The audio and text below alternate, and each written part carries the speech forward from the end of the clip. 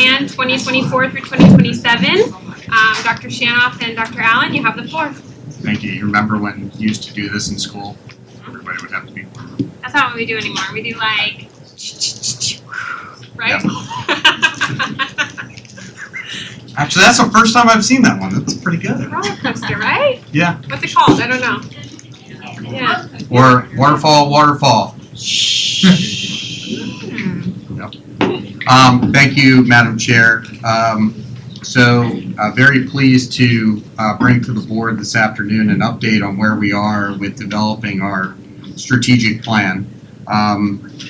As you may recall, we had gone through several sessions with a facilitator that allowed us to really narrow our focus around what we wanted to be known for as a district and how we wanted to identify ourselves as an educational institution. And so to that end, we took the direction from the board after our last meeting to fine-tune and really develop what we believe to be some of the more salient activities and KPIs that would align with our organizational values. From a high-level perspective, before I turn it over to Dr. Allen, from a high-level perspective, we believe that a value differentiator for our district really comes down to ensuring cross-functional dependence of our goals. We are focused on student achievement. That is our bottom line. We are in the student achievement business. To that end, we need to ensure that all of our functions, regardless of whether or not they reside in the teaching, learning, and leading division, or they reside in one of our business divisions, are focused around the idea of student achievement. So rather than create lanes that isolate teaching and learning, HR, operations, business and finance, and community and communication, community relations and communication, we believe that interweaving all of them into how we operate as an organization creates the cross-functionality that we want in order to, number one, be as efficient as possible, ensure that everybody has a stake in the game, and simultaneously ensure that our resources are all pointed towards the same goals. So with that overview, I do want to turn it over to Dr. Allen. I want to compliment Dr. Allen for from the get-go, when we had Mason with us working through even the first part of this, Dr. Allen has really led this process and in scheduling the meetings and ensuring that everything is curated together, and then ensuring that our work from our last meeting until right now gets us closer to where we need to be as a district. So I'm going to turn it over to Dr. Allen. All right, thanks, Dr. Shaw, very much. So, board, you have two documents in front of you here today. The first one is the copy of the PowerPoint presentation for you simply to take notes and follow along and ask questions. The second one is the actual most recent draft of the strategic plan, which is a culmination of the work going all the way back from April 2nd of our first time together with Mason. Dr. Shanoff and I thought it would be helpful for the board, as well as probably the community, to review that body of work briefly before we actually get into the strategic plan document. So, like I said, back on April 2nd, that was the initial workshop that you engaged Mason with regarding vision. You had done some pre-work, and then when you came to the room here, he led you through some voting and some discussion that got you to a place where of focus areas of focus, most essential outcomes, coupled with why those outcomes matter to us, and then what he called the perfect 10 experience, which really are also known as operational beliefs now. And you'll see operational beliefs defined in the most current strategic plan. So as you can see, there's a picture of 4 of you working together on this. And then there's another picture of the 4 of you working, as well as a polished version that our Community Relations Department put together and then posted on our website and asked for input from our community through the Thought Exchange platform. The next workshop took place on June the 3rd. Mason referred to this as refining the vision based on further input from the board, as well as the input that we garnered from the community. Then, after that was more clearly defined, the rest of that 3-hour workshop was devoted to you working with cabinet members to getting closer to what the target outcomes are going to be for the strategic plan. Mason said a term that I really liked and resonated with me. He said during that time, the objective of today is to take the objective ball or the outcome ball from the 10-yard line to midfield. And so we knew that we weren't going to have a finished product, but we got closer and closer each time that we met. Again, there's a picture of that day, and then there's a picture of the work that you completed that day. And then again, with the help of our Community Relations Department, there's a polished version that again was posted on the website and asked for input through Thought Exchange from our community. I was going to say that's terrible writing, and then I recognize that that's my writing. All right, board workshop number 3. Actually, all 5 of you were present and on the board at that time. And that took place over at our PDLC S&S room.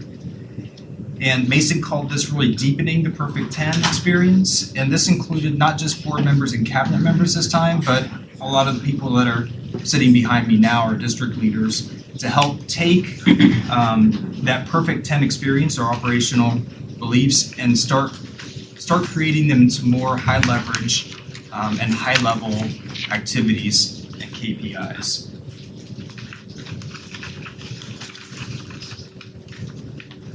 Here's some more pictures of you guys during that collaborative time.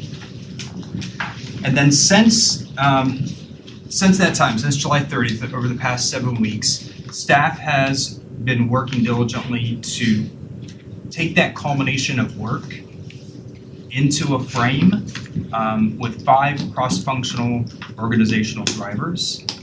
We're calling them right now engagement, alignment, community, achievement, and culture.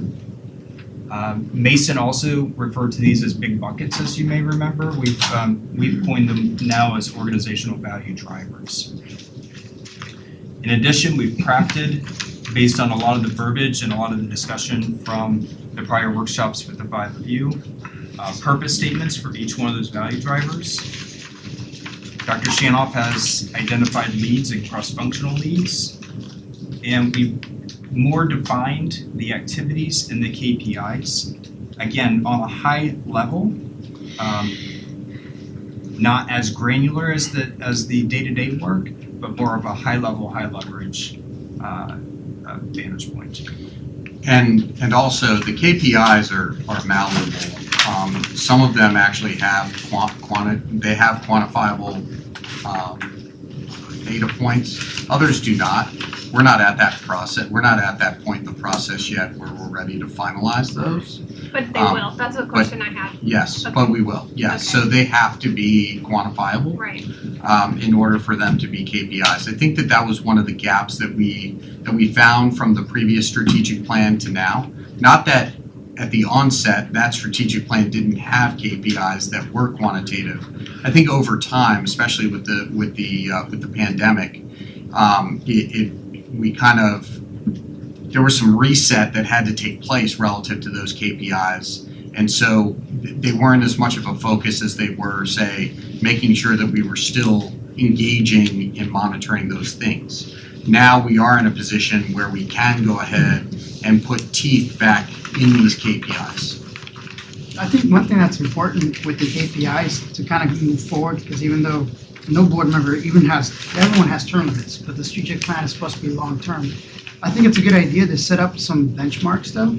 So when we set up the KPIs for the first time, we have like a benchmark year, you know what I mean? And sit there and say, okay, this is gonna be because, you know, at some point you go in the past and say, okay, this is what we did from the beginning of the new superintendent, or we just sit there and say, hey, this is gonna be the year that's gonna serve as the baseline.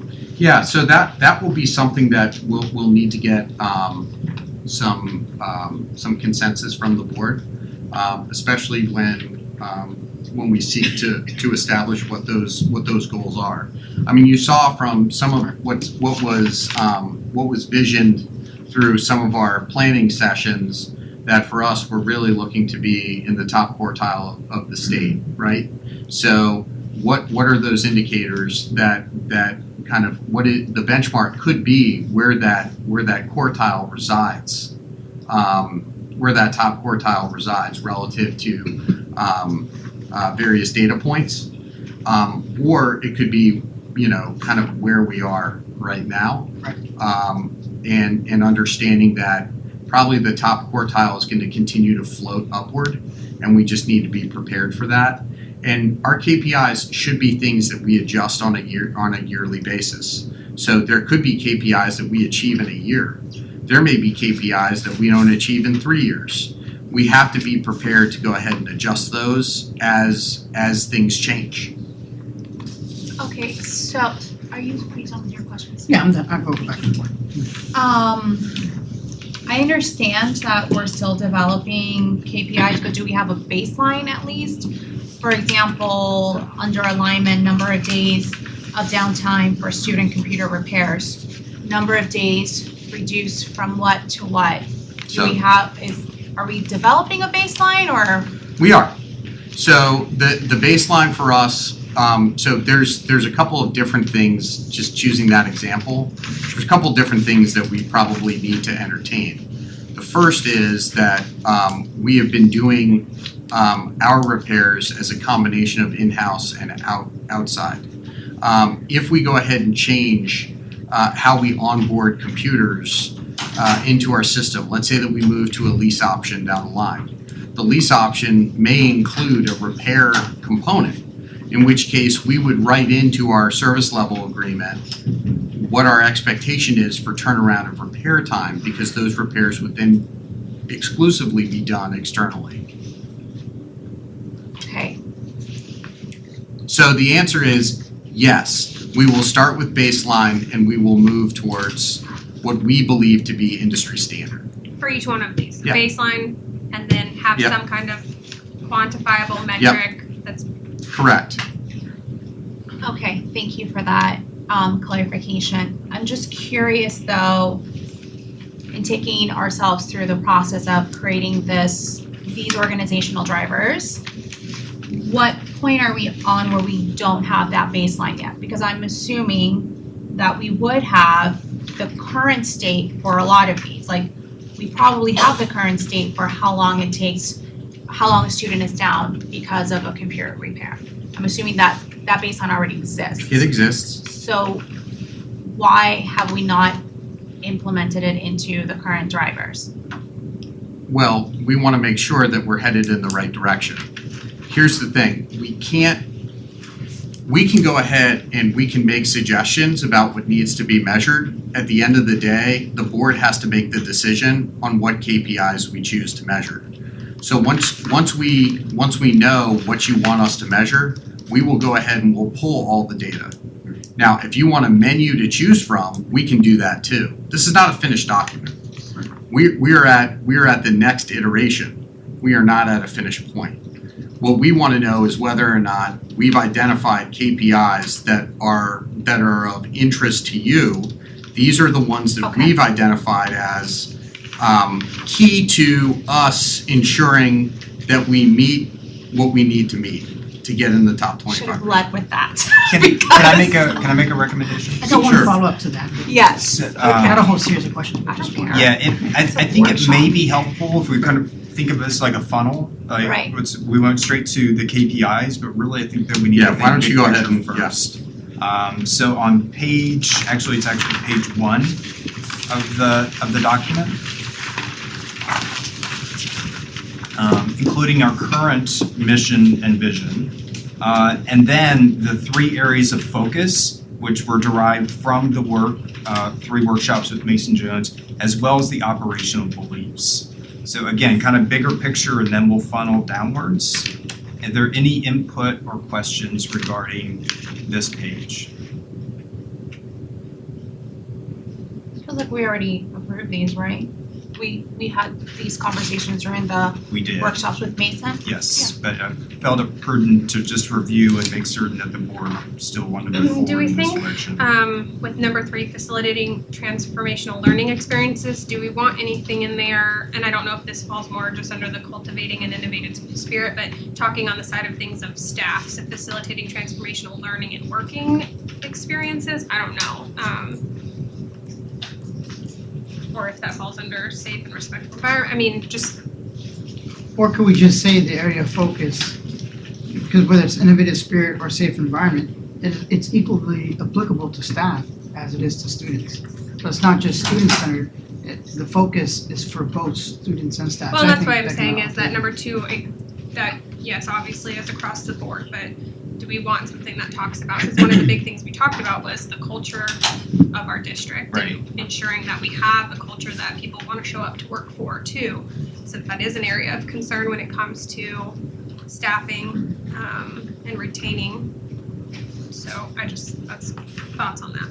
And from my perspective, I think by simply defining staff and students, then that would embody both of those concepts, Ms. Cahill, but that's just my opinion.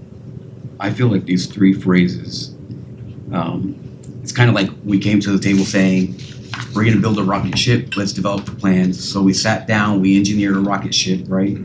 And when we left, we had essentially, we want to build a rocket ship, this is where it's gonna go, this is what it looks like, right? And then we left knowing it had to be simplified down to a mission, but this is kind of a bolt.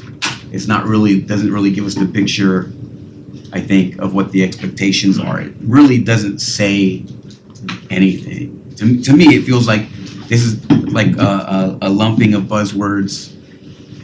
It just feels that way to me. I mean, the operational beliefs are good, but as I go through it too, then it seems like there's not that much change.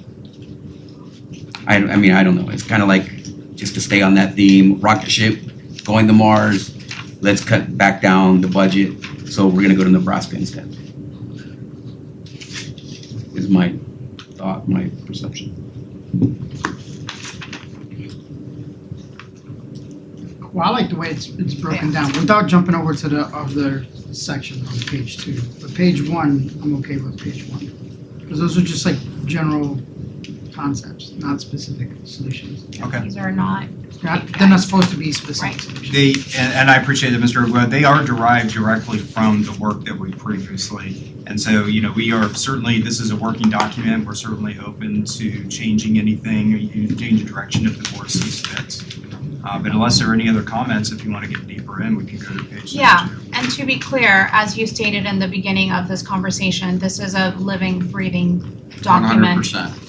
I don't know if you're gonna go over the cadence of updates, but I'm assuming that as we do Oh, yeah. updates, we can update the areas of focus as well. 100%. Yes.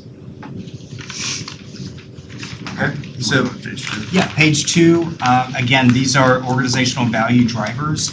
Mason called them big buckets a couple of times, but these then embody both purpose statements that help to define each one of the drivers, as well as high level and high leverage activities that, again, started with board workshop number 3, and then staff went through a series of exercises to try to define these even more.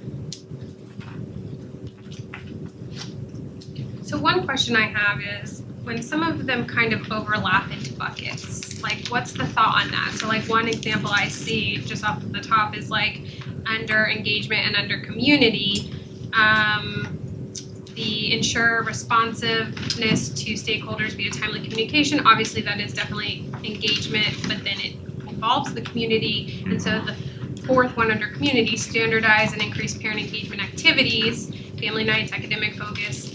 That is engagement listed there too. So like, what are we, I get the concept of, because I was talking with someone on staff earlier about the whole new cross-functional thing, and so just thinking about that and the way things are overlapping. Yeah, so there is going to be some overlap.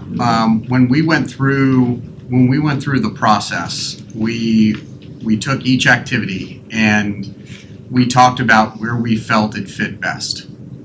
And there was a lot of discussion about, does it fit here or does it fit there? And we went through like, okay, what's a specific use case that would involve ensure responsiveness to stakeholders via timely communication, as opposed to something that may be under standardize and increase parent engagement activities. The engagement piece, when we talk about ensuring responsiveness to stakeholders via timely communication, it really had a lot to do with when parents were reaching out to us asking for assistance, we would engage with them so then we could go ahead and find resolution to what they needed resolution to. So as they engaged the school district, we would provide that timely customer service to them. The community piece and standardizing and increasing parent engagement activities is really more driven by the district. And it's us actually creating programming for families that would help build and engage build the community between parents and families. But that would be driven by the school. So the activity and engagement is more external to internal, back out to external, and the one in community is more we drive the programming out to the community. Another question, just following up, kind of, so I also, when I first was looking at things and seeing like under alignment, one of the first ones, develop standard aligned curriculum apps. Like that one, when I first looked at it and I saw Sarah and Dave were the top of that one, I was like, well, that's a little funny. Like, but then again, having that conversation of the cross-functional thing, Yep. like how are we doing it? Like, so the leads, like, are they the ones taking ownership of, like, where does the ownership come in? Where do, how is all of that working? Yeah, I'm really glad that you mentioned that. So yeah, they're the leads, but did you notice who the sub-lead is? I did, I saw Yeah. it, I was like, well, like, that makes sense there, but. So the idea being is that we did not want isolated silos, right? Yeah. So the idea that alignment really has multiple meanings in an organization that is as complex as ours. So yes, there is teaching and learning and leading alignment that needs to take place.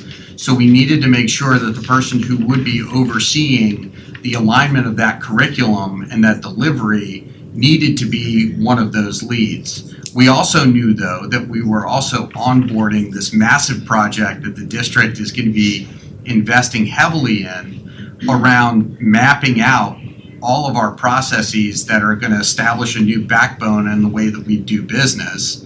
So in understanding that, we needed to have two leads that fully understood what was at stake relative to onboarding that as well. So between business, facilities, and academics, we'll be able to cover the full umbrella of alignment, while simultaneously, Lisa can actually provide input to Sarah about, well, we've got this initiative that we're doing, and Sarah may be asking about, well, what's the return on investment relative to that?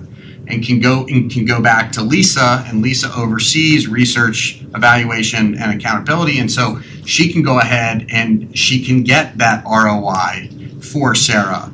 So that I think is how we kind of dove into who was going to operate as a lead, who was going to operate as a sub-lead, we're still all owners. There's no doubt about it. That also falls under Peter Thorne, obviously, ERP, like he's not listed here under this one, but No. his hands are still gonna be in that. Yeah, so Pete and I understand that IT kind of touches all facets of the business. And so I would have loved to put Pete as a sub-lead across all of these, but we wanted to keep Pete on board with our organization. So we did have to make decisions about who was going to go where. And the other component to this is who really felt strongly about what, and who really wanted to take ownership over certain So things. certain people requested areas. Yes. So there's that too. What I've been most impressed with our team is how well the discussion has gone when we talk about things at the cabinet level and where inputs are occurring. So, I like when Dave Sharma chimes in about things that maybe Dr. Clayton is talking about. Even though Dave does not have an education background, Dave is chiming in, mainly because Dave regularly chimes in. But I find that that's actually one of the strengths of our team. And if we're going to effectively lead the folks that are behind me right now, and then the folks that work underneath them, we need them working cross-functionally as well. So we need this to essentially waterfall down all the way to the most granular level, so then we can ensure that cross-functionality just permeates the entire organization. That's why we wanted to start at the top with the cabinet being cross-functional.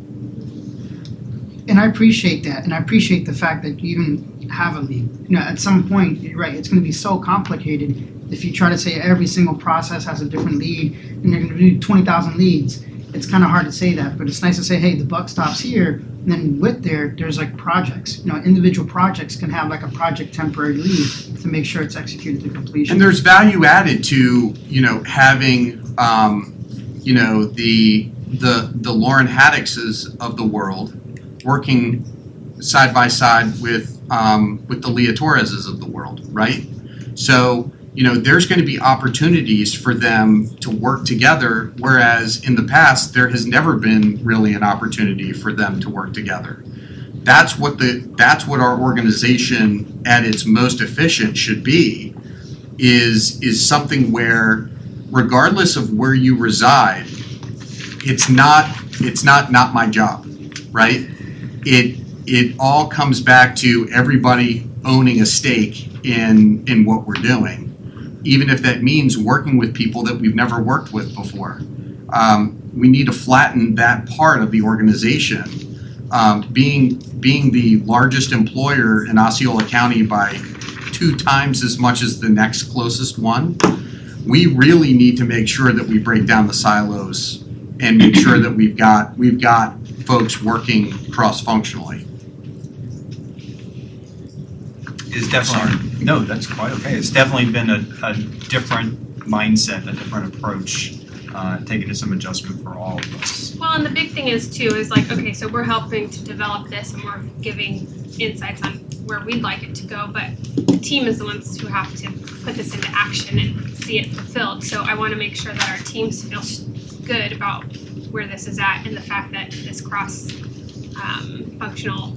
It's a stretch for us. Yeah, I mean, I'm not afraid of change. Yeah. So I think but it's definitely a different mindset and a different way to kind of look at everything. So it's definitely different. It's an approach meant to really assist us in solving problems a lot faster than the industrial complex really is kind of set up to do. We don't want to be bureaucratic. We actually don't want to be top down. We believe that this is set up to really assist us going bottom up, as opposed to being top down. And if we were top-down, then you'd see my name as lead across all of them.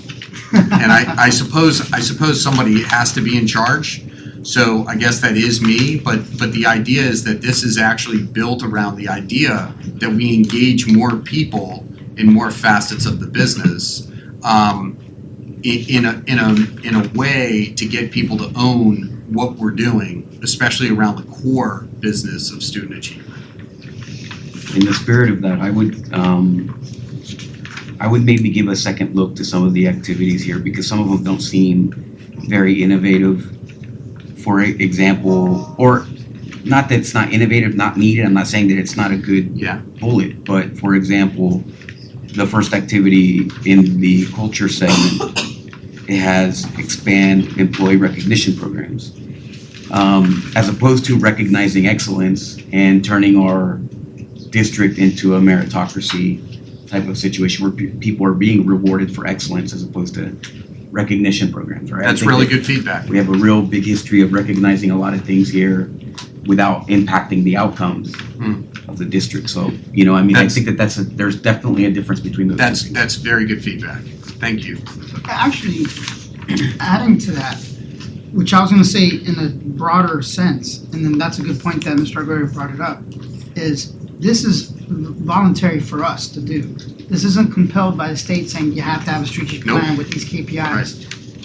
Because whenever the state does it, they always provide bonuses or punishment for not doing it. You know what I mean? So if they sit there and say, okay, these are your school grades, then you have teacher bonuses relying on whether or not you achieve those goals.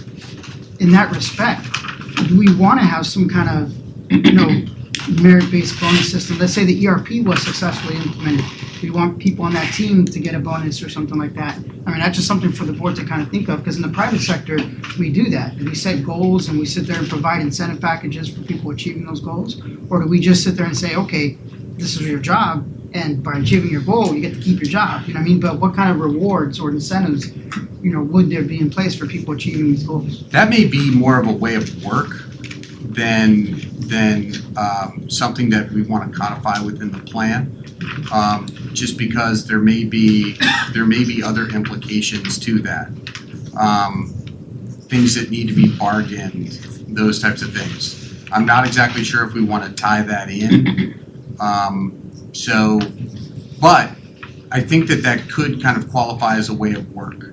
And that may be something that the board wants to look at. And if that's the pleasure of the board, we'll do it. What concerns me is that you have to make sure, though, that everybody kind of has the opportunity to get to that point. Yeah. And that just kind of creating those lanes for everybody may in and of itself kind of require its own plan, right? Right. But I think that the intent. I just wanted to have the discussion. I think that the intent, though, of really trying to kind of recognize excellence where excellence is, and attempting to replicate excellence, I think is something that we can definitely tie in, and try to elevate the idea of excellence. I know this is a draft. When we get further along, are we going to have each one of these engagement broken out to its own page where we're being able to see this year 100%. with the KPIs underneath and all of that? And, okay, just want to make sure for consumption It will be. and for tracking. Okay. Yes. So yes, and then we will be scorecarding. So we'll also present how we'll scorecard and how we'll inform the board and inform the public of that scorecarding. So as we present that to the board, there needs to be a public-facing scorecard as well. So then the public knows how we're doing towards meeting our strategic plan goals. But yes, this is Cliff Notes, and we will be expanding this out into something that is a little bit bigger. Yes. Okay, one second, please. Thank you. I'm gonna challenge you, and I know that I do not speak for the rest of the board, to have a final draft of the strategic plan, including KPIs, by the next time we meet. And the reason I'm asking that is because it's already 2025 and this plan is for 2024. With strategic plans, you could literally sit here and philosophize and theorize for 25 years because we can. But we're not going to be able to get to doing the work that's required here unless we have concrete KPIs as soon as possible. Not a criticism. I've done this. And yes, sometimes it does take a long time, but we really have to get to a point where now we're holding folks accountable, where now we know where we're going. I'm totally fine with all of the things that you've chosen here, but I really would love to see some concrete KPIs. Where are we going? How are we going to get there by the next time that we meet? As long as you're comfortable with the KPIs that are here, we'll go ahead and we'll do it. Well, So, I'm comfortable with the fact that they are going to be KPIs, but a lot of these don't have actual data points. So I trust you to tell me what the baseline is, right? And from that baseline to build some place to go. And it doesn't have to be final, right? So if the KPI for year one is, I'm gonna go back to the same example, decreasing the number of days that students have downtime year 2025 to, by 20%, that's concrete. We can change that next time, right? But we need to have this, I'm getting very anxious to see all of y'all do your work because I know you can. right. So that's my challenge to you as one board member. We have no concerns doing that. What we needed was a green light on moving forward with these KPIs.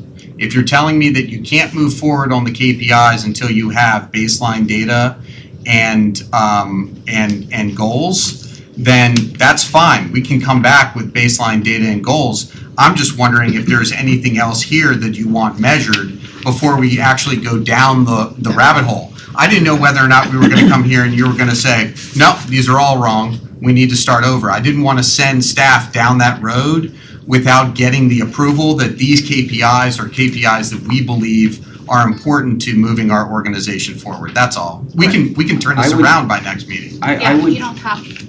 Sorry. Thank you for that. You don't have to be 100% to move forward is what I'm saying. And I hope that that's clear with what I'm saying. We don't have to be perfect to start to do the work. I'm fine with the areas. Yeah. I trust you and your team to be able to give us baselines. Great. And if in 2 months we're like, bro, this baseline is ridiculous, we're not measuring the right thing, that's the reason why we have these work groups, because we can move forward and change them. Sorry, Mr. Arguello. Thank you. I would do a self-assessed review of these seedling KPIs, I guess you can call them now, right? Because they would grow into, that's the hope, right? But I'll give you an example. Another one is just this under culture, for example, it says honored groups of individuals within the district based of what months or weeks classifications are honored nationally. I think we all know what that means. That to me seems kind of silly and unfocused. It's kind of creating a non-essential, non-value factor to measure that, you're repackaging and regifting something that they already own. Mm-hmm. It's going to happen. Why would you need to put that in our strategic plan, right? And so it may have value to go through, to take the time to go through these and make sure that these things are important and adding value, not just enumerating things that are already going to happen, that have already happened, that they already have. So what you're not suggesting is that we remove that from something that we, as a way of work, but I think maybe. it's actually an activity and not a KPI. Okay. Well, I mean, we do that already, right? We do a lot of this already. Thank you. We do it already. We're going to do it in the future. We already know it. So what would be the point of putting it in our strategic plan? There's nothing strategic about it, right? That's basically autopiloting the process of looking for a bullet to put in here for free. I think some of these in all these other categories may fall into that as well, as opposed to me speaking on each one of them at length. I can just say, do we really need to put that in our strategic plan? And is it really providing value to the employees? Are they really going to feel great that we are celebrating Hispanic Month you know, it's already theirs. They're already gonna celebrate it on their own, right? They're the Hispanics. I'm the Hispanic. I don't need the district to say, hey guys, where's my cake in October, right? I certainly wouldn't, as a school board member, as a member of the community, as a father, that's not what I would want the school district strategic plan to include. Some of these things in here are kind of the same way, where they don't really carry a lot of weight. It's just, I mean, if you're gonna put something in here, it should be of strategic value to the district, to the employees, to the students, to the outcomes, is my opinion. But where I disagree with that is that I do believe that in order to have a legitimate scorecard, a strategic plan, I can understand where he's coming from, the intent, just show the new initiatives Well, what that would be we the want to do. KPI? That you do But- 9 out of 10, you know? Like you do Black and Hispanic, but you don't do another month, you're gonna score a 9 out of 10? No, you're gonna score 100% on every single, you're gonna celebrate every one, right? So you're not gonna celebrate 5, you're not gonna do Black History Month and not Hispanic Month, right? So you're gonna get an automatic A on here. That's why it's not strategic, or it's not really a value. You're gonna already do something. It's like saying, we're gonna pay all of our bills this year as a KPI. I imagine you're prepared to pay all of our bills this year. Is it really strategic? No, right? Like, I mean, that's, Unless the baseline is that you pay 50% of the unless we bills last failed time. in the past. Have we failed in the past to do it? I mean, if we have, exactly, if we failed. then Well, that's where the self-assessment comes in, Right, right? yeah. So I guess that's where we diverge from, and I guess that's for the rest of the board to say, do they wanna have like the strategic plan that is comprehensive, that is like a scorecard, not just of only things that are only problems, you know, that you wanna solve, you know what I mean? Because sometimes you may wanna just keep measuring things because they could become a problem in the future, because just because we're good at it now, whatever that situation may be, doesn't mean it's always gonna be in the future. So you always kinda wanna maintain that report card. But the things that I think that we're missing from the KPIs, I do appreciate how they put here, number of student absences, but I also think we need to be very specific and say number of discipline referrals, you know, number of assessor referrals, you know, because that way, you know, we talk about a KPI, measuring something, we do want to know the number of incidents that have been occurring, you know, and that way you can try to decrease it, you know, however they want to measure that. For sure. I get a little leery about that. And the reason why is because I don't want anybody to feel pressure to issue discipline or not issue discipline based on Well, they should be just issuing it, that quota. should never even be a consideration. That's a far better point in the culture segment, is that no one will make decisions based on pressures of the strategic plan. Okay, in so far more. Now, what I would say is that if you want to address student discipline, then we can go ahead and look at proactive programming Right. and its impact on discipline. Well, and Because that's what, just like we talked about the cell phones are supposed Right. to be reducing student discipline is what we saw at other schools and we should Right. be seeing across the board now. Correct. So how are the things that we're doing within the district to make things safer, eliminating and reducing right, student and issues? then it comes back to the programming and not necessarily what actually, you know, people on the front end are gonna have, on the front lines, are gonna have to enter in or not enter in, because I do not No, we want don't want anybody that. to feel. Yeah, but the board though should have that information to them and know what it is every year. Absolutely. Now, I think what you're saying is how do you respond to it? So let's say something went up, there's high drugs. Who knows, maybe there was a huge shipment from some country that just drugs were just poured on us and that explains it. But the point is, but for us to not even measure it from the board level, to not even know what that is, to me is just I mean, we you can't can, close your eyes and pretend it's gonna go away. Well, I And I think- understand you don't want an overreaction, but at the same time, I think the board should know the status of. and we don't have any problem sharing that information. I think what we're trying to say is that from the superintendent's perspective, what I don't want to do is I don't want anybody to ever feel as though we've got to somehow reduce anything in order to meet some sort of quota. Right. Because I think that at that point, you start getting people into compromising their own integrity Right. in the name of trying to meet something. I don't want that to happen. What That's I want an to HR and what I culture thing too. what I want to have happen though is we can impact programming and messaging that should impact discipline. So we can still track discipline on here, Right. but it should tie back to the effectiveness of our programming and our messaging. And so we can go ahead and we can write a KPI about reducing discipline, but reducing disciplinary infractions through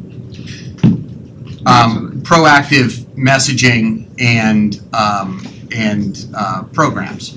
So that may be something that we want to look at. And one of those things may be, what we do with the sheriff's department. One of those things may be,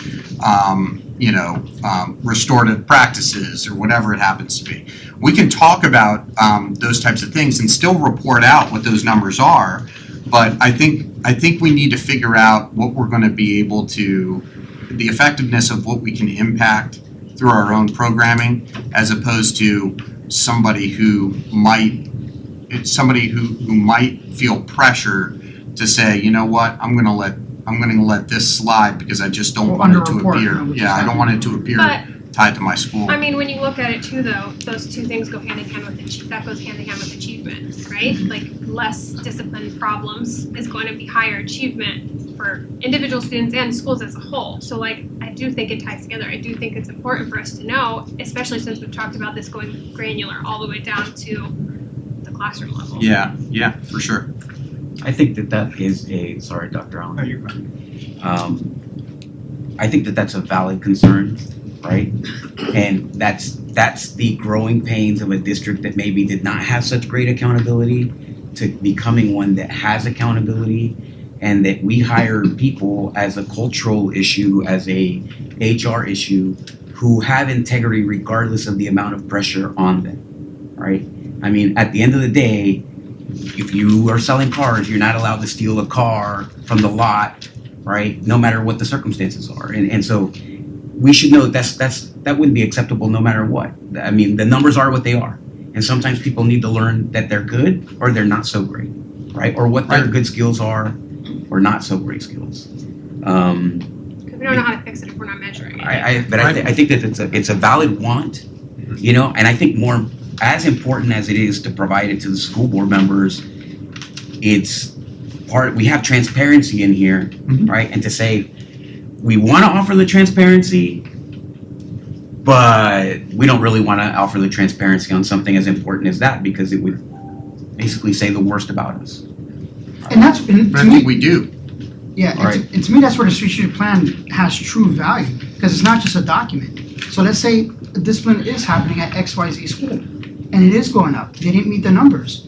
Then you have that conversation. That's the whole spirit of transparency is, hey, why is it going up? Try to find the answers to it, and we try to implement something that year specific to that school to try to bring it down.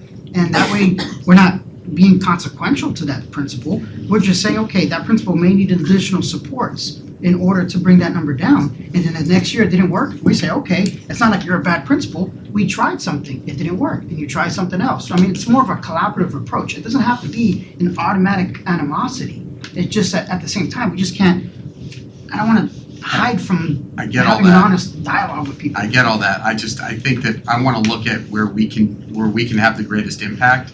The greatest impact can't just be unilaterally saying we need to cut discipline referrals by this many.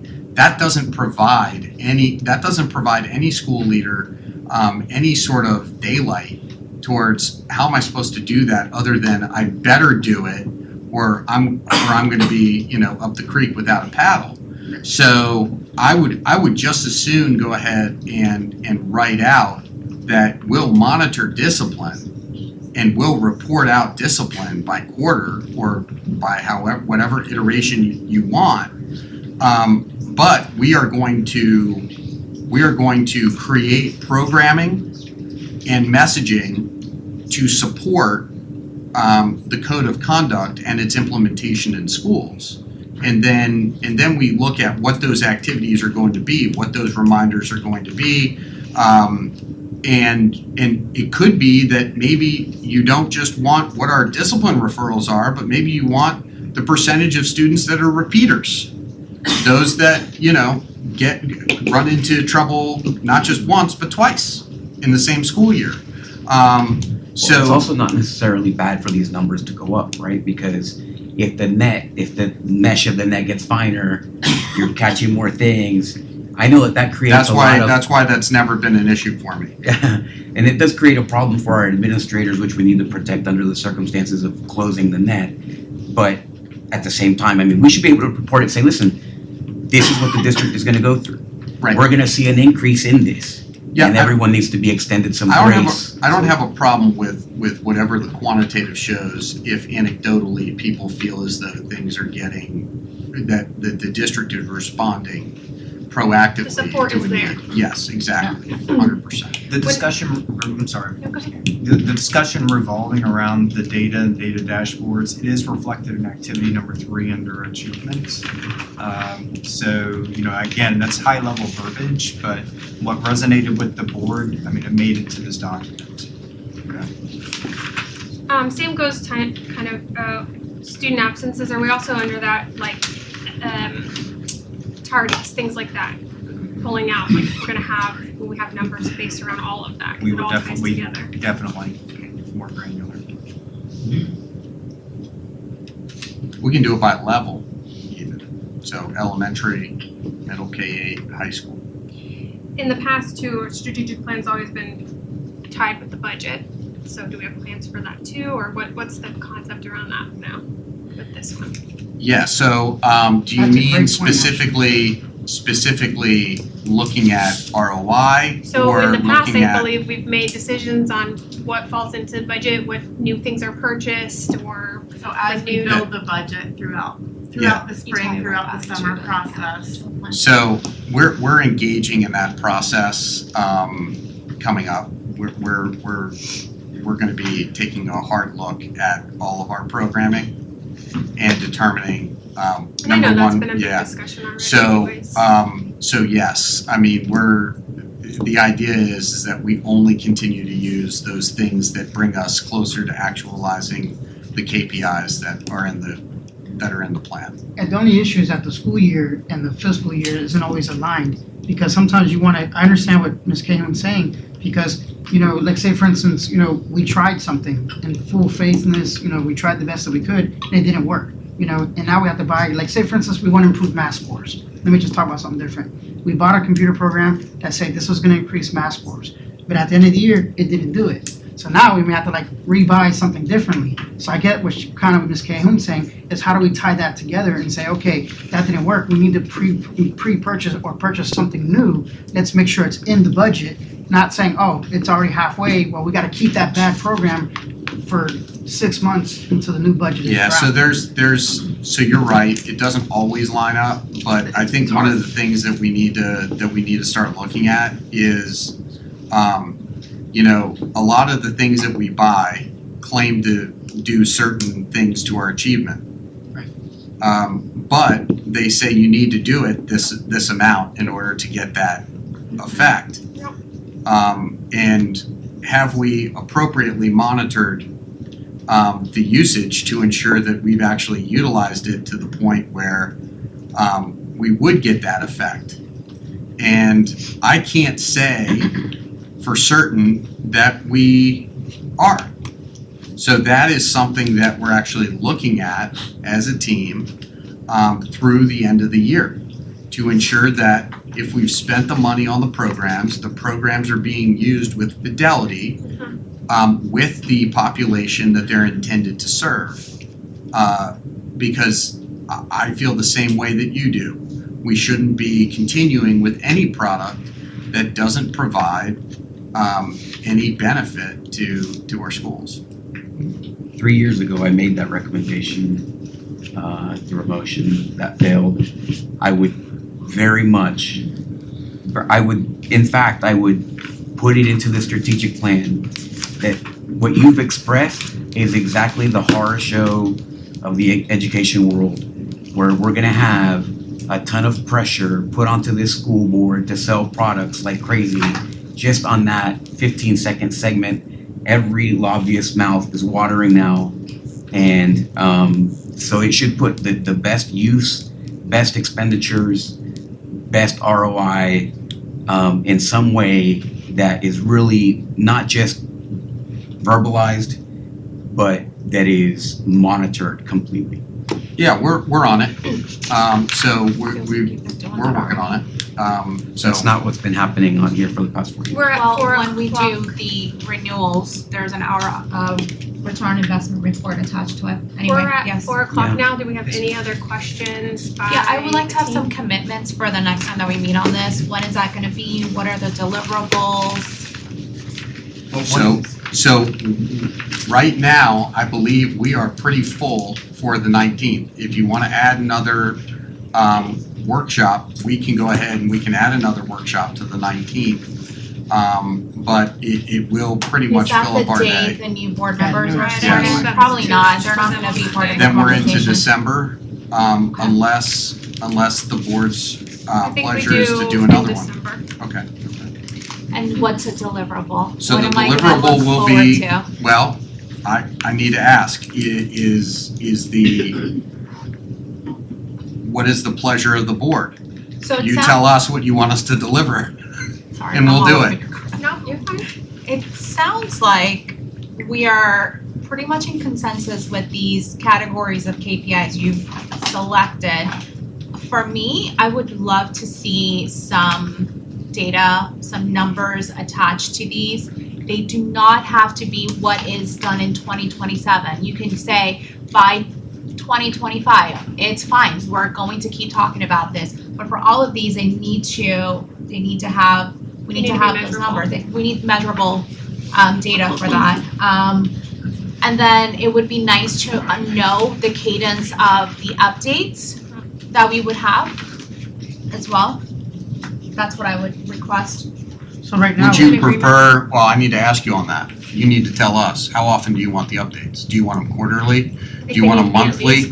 Do you want them, how do you I don't want? think monthly is efficient because there's not gonna be enough activities There done, there right? won't be. So quarterly, Quarterly? Yeah. Okay. Mr. Ramsey. and what you're, not to really, because you said something about you don't want it to be 2027. So what you're asking him, just to be more specific, are you asking for the current baseline on each KPI to know exactly where we are right now? I think we need a his baseline yeah. and And a something target. measurable. The Yep. baseline will Yeah, inform because I know you want to go the with target, but I mean, but for right now, we should have the historical data to inform. We'll give you the baseline and we'll give you a target. Yeah. Okay. And it doesn't have to, I mean, if you wanna tell me what this is gonna end up looking like, cool, but if you are still measuring that, you need to have more conversation, there needs to be a step. That's acceptable with a strategic plan. Yeah, for sure. Okay, we can do that. Finally, may I ask that any other input into the document, if you wanna go ahead and email me, I'd be more than happy to bring it forward. I love that it's a 2-pager, by the way. It's good, 2 pages. This Oh, you workshop is now adjourned. I And we will have our Well, facility it's workshop gonna be in longer, just because we're gonna have, Good. all right. too much water. Thanks, everyone.